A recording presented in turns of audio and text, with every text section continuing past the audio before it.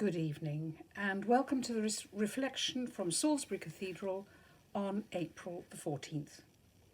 My name is Maggie Guillebaud and I'm one of the priests who help at the cathedral. This week is turning out to be strange. We are in mourning for the Duke of Edinburgh, and our prayers and thanks for a long life, well lived in the service of the Crown and of Her Majesty the Queen, are heartfelt, as are our condolences to Her Majesty and her family. Yet our sorrow was tempered on Monday by a significant step along the way to unlocking the lockdown, as we began to be able to enjoy visiting shops and the important hairdresser, and in general enjoy the easing of some of the strictures which have dominated our lives for so long. God willing, June, and our final escape from what we hope may be the constraints imposed by COVID, seems just that bit closer. We shall have learnt a lot from this extraordinary period in our lives, though it may be some years before we fully understand the real impact of this. And certainly our ability to connect with each other via the internet and on screen through Zoom and our phones and via WhatsApp, for example, has helped us to remain in touch with friends and family and the cathedral in a way which I suspect none of us would have thought possible at the beginning of our isolation. But our increased savviness with high tech has also made us more aware, I suspect, of the darker downside of these marvellous inventions.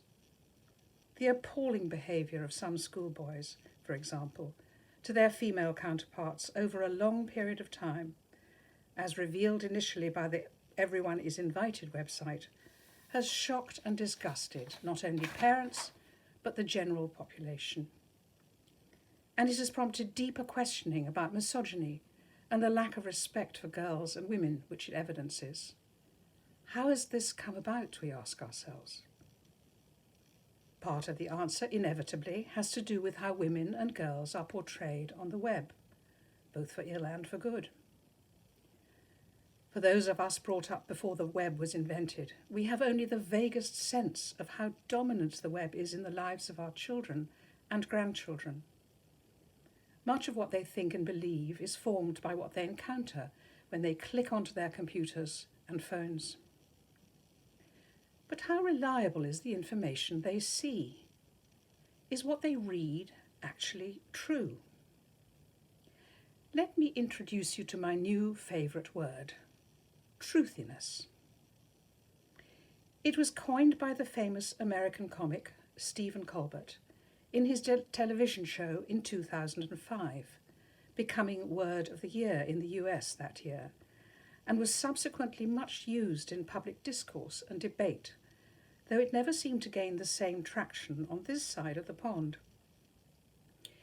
Here is a definition of the word.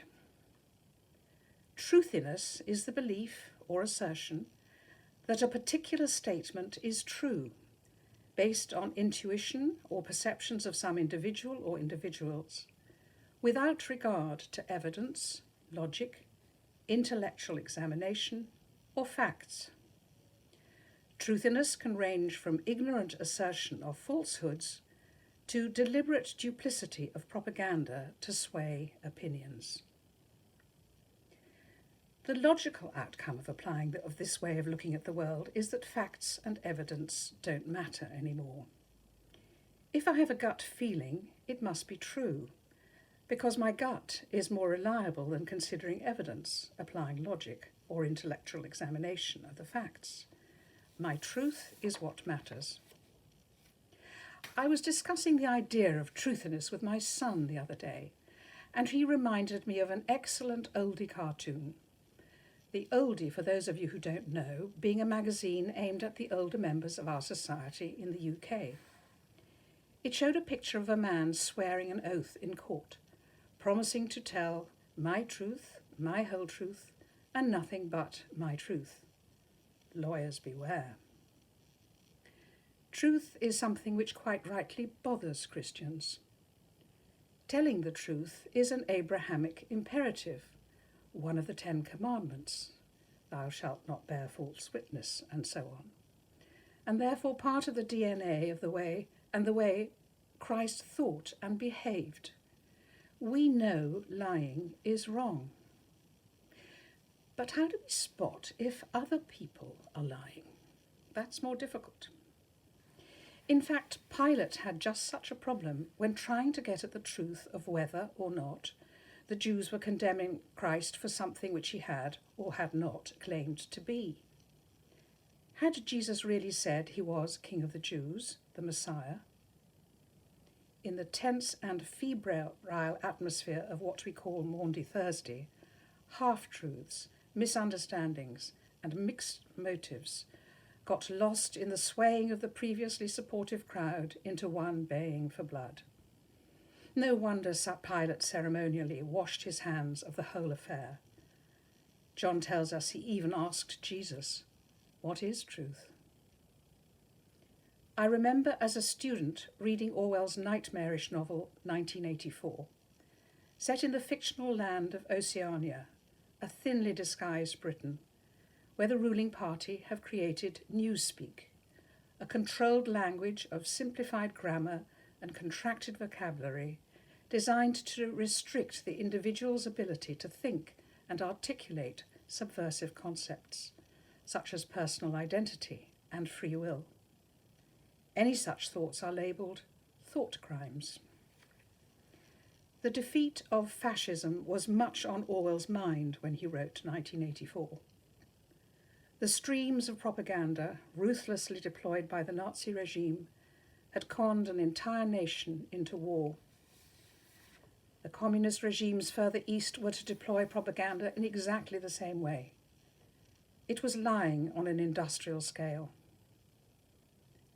Are there parallels today in our new online world?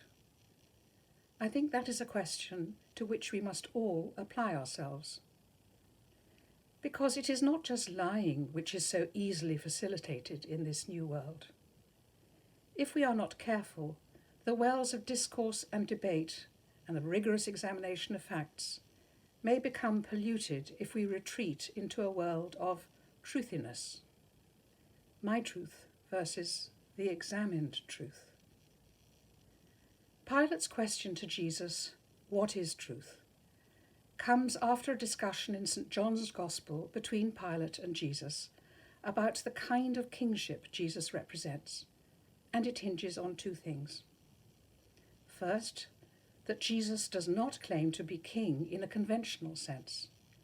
He says clearly that my kingdom is not from this world, it is not from here.